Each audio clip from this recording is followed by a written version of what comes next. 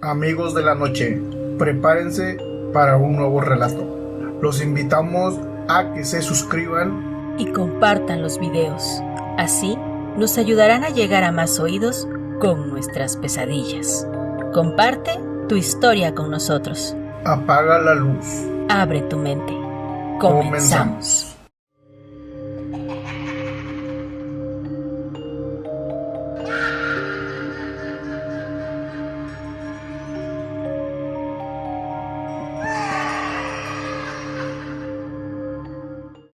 La siguiente pesadilla fue enviada por Joel.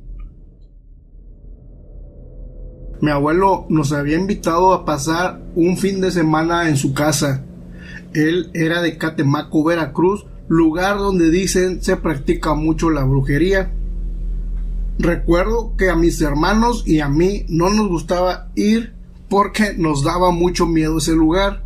En cambio, a mi mamá le encantaba ir de visita porque era el lugar donde ella creció. La casa de mi abuelo es enorme y enfrente hay un gran pozo de agua. Ahí contaban muchas historias de miedo que te hablaban desde el fondo, y la que nos daba más miedo, que un niño había caído y se había ahogado, y que también a tal hora de la noche se podía ver jugando en el patio. A nosotros nos daba mucho miedo, aunque sabíamos que era mentira, que eran historias contadas por mis tíos, pero aún así sonaban tan real. Para ir al baño teníamos que salir por un pequeño corredor que tenía una ventana muy grande que justo enfrente quedaba aquel pozo. Así que mejor evitábamos ir al baño tan de noche. Atrás del cuarto de mi primo había un gran arroyo, donde se contaba también pasaba por las noches una mujer lamentándose, y que si nos asomábamos por la ventana podríamos ver cómo flotaba, y ellos, ya más acostumbrados, argumentaban incluso ya haberla visto. Esa noche mi abuelo tenía varios invitados, así que nos dieron a elegir en dónde dormir. Elegimos dormir en el cuarto porque desde el pasillo se alcanzaba a ver el pozo y eso era muy aterrador.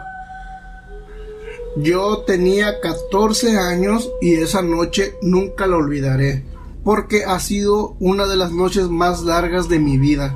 Dormía en el piso con mi papá y con mi hermano, ya que en la cama se encontraba mi mamá con mis dos hermanas. Eran casi las 3 de la mañana cuando empezó una fuerte tormenta. Había truenos, relámpagos y se escuchaban las gotas de lluvia caer porque el tejado era de lámina. Yo estaba despierto y sentía que alguien me observaba. Tal vez era mi imaginación o me sugestioné demasiado, porque en realidad ese cuarto sí daba mucho miedo también. Cuando a lo lejos se empieza a escuchar cómo ladraban los perros, así como si los estuvieran agrediendo. Algo muy raro porque recordé que casi no había perros en esa calle.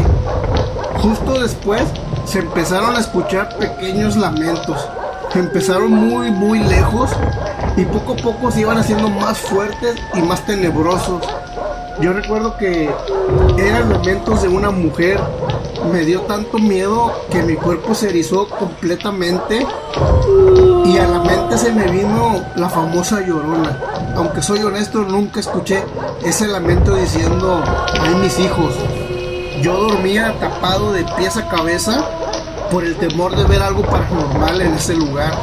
Abracé a mi padre y él me dijo: "Tápate los oídos, ahorita pasa".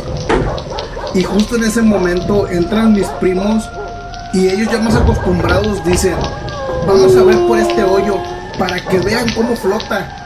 Y justo cuando iban a asomarse, golpean la ventana y se escucha un gran lamento. Todos nos sorprendimos y corrimos a prender la luz. No sabíamos qué era o qué estaba pasando. También recuerdo cuando dieron ese golpe en la ventana, fue el último lamento que escuchamos. Incluso la lluvia dejó de caer. Pareciera como una historia de película de terror, Pero les juro que todo fue real. Desde ese día dejé de visitar a mi abuelo y evitaba ir a esa casa. Y si por algún motivo mis padres me hacían visitar a mi abuelo, prefería quedarme en casa de algún otro tío, porque eso que pasé esa noche es algo que nunca podré olvidar. Y esa es mi pesadilla de la noche.